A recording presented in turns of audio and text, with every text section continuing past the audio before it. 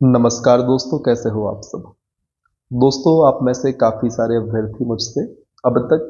Comment section में यह सवाल कर चुके हैं कि सर आप हमें ऐसी कोई एमपीजीके की पुस्तक सजेस्ट करें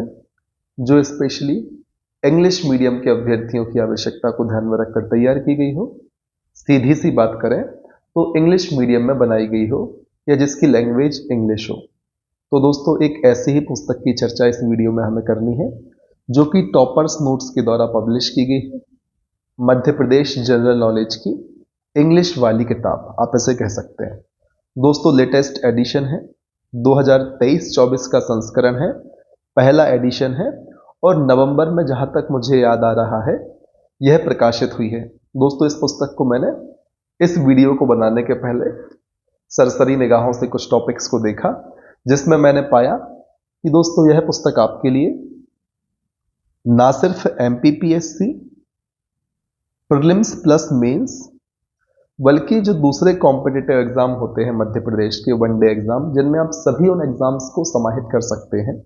जिनमें भी मध्य प्रदेश सामान्य ज्ञान पूछा जाता है, उन सभी में आपको समान रूप से उपयोगी साबित होगी। यदि हम बात करें इंडेक्स की तो दोस्तों आपको यहाँ पर यह पुस्तक 4 भागों में विभाजित होती हुई दिखाई देगी। सबसे पहले हिस्ट्री ऑफ मध्य प्रदेश में, फिर ज्योग्राफी ऑफ मध्य प्रदेश, फिर constitutional system of Madhya Pradesh, economy of Madhya Pradesh. दोस्तों, इन 4 मेन हेडिंग के अंतर्गत ही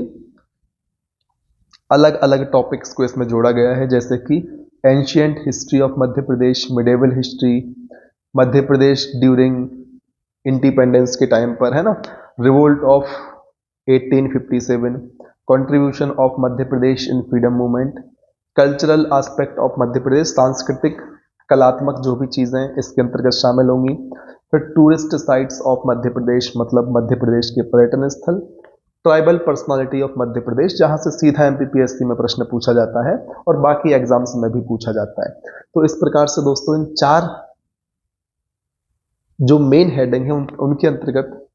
अलग अलग सब हेडिंग के माध्यम से सभी टॉपिक्स को इस पुस्तक में समाहित करने का प्रयास किया है। ठीक, यहां पर आप इसको ब्लूप्रिंट के रूप में देख सकते हैं कि किस वर्ष में किस सेक्शन से कितने प्रश्न आए, यहां पर आपको देखने को मिल जाएगा। फिर दोस्तों कुछ सामान्य विशेषताओं की यदि हम बात करें तो दोस्तों पहली विशेषता क्या है, लेटेस्ट एडिशन है, मतलब जो महत्वपूर्ण परिवर्तन पिछले 1-1.5 साल में हुए होंगे वे भी इस पुस्तक में शामिल किए गए होंगे। ये आपका पहला बेनिफिट है। दूसरा, जब मैं इस पुस्तक को पढ़ रहा था तो डायरेक्ट फैक्चुअल इंफॉर्मेशन के स्थान पर थोड़ी बहुत अंडरस्टैंडिंग आपको पहले दे दी जाती है टॉपिक के बारे में, ताकि आपको एक ठीक ठाक समझ विकसित हो जाए। तीसरी क्वालिटी, आपको पुस्तक में जगह जगह पर इस प्रकार से क्यूआर कोड का ऑप्शन मिलेगा। क्यूआर कोड के ऑप्शन में क्या होगा, आप इस पब्लिकेशन के ऐप को इंस्टॉल करके क्यूआर कोड के माध्यम से उन सभी टॉपिक के बारे में जानकारी जुटा सकते हैं जो आपको डायरेक्ट पढ़कर समझ में नहीं आते,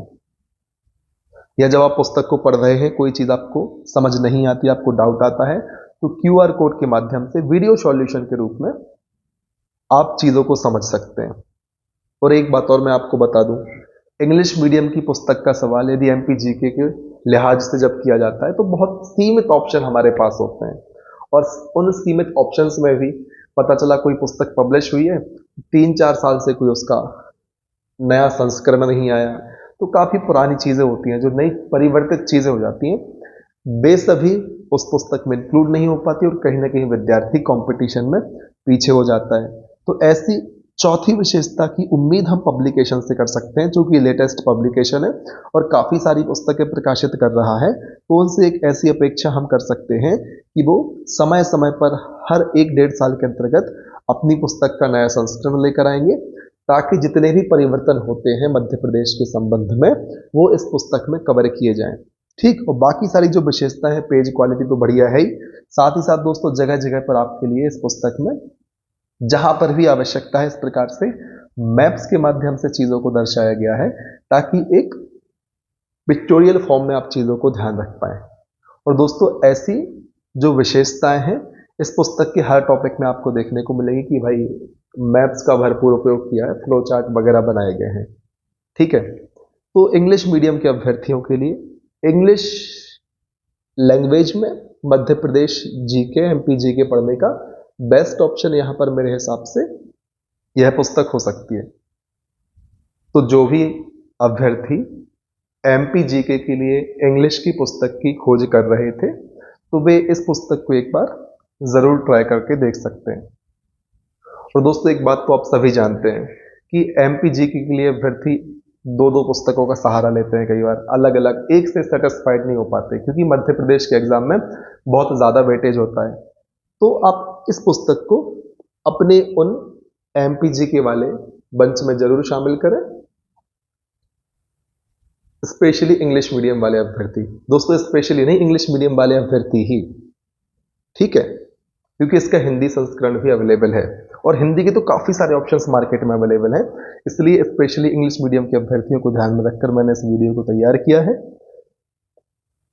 तो इस पुस्तक को आप लोग ज़रूर ट्राई कर सकते हैं। तो बस इतनी ही चर्चा इस वीडियो में करनी थी ताकि आपको इस पुस्तक के बारे में जानकारी दी जा सके। तब तक करना क्या है, आपको पढ़ते रहना है, आगे बढ़ते रहना है, मेहनत करते रहना है और तब तक नहीं रुकना है जब तक आपको आपका लक्ष्य प्राप्त नहीं होता। जय हिंद, वंदे मातरम।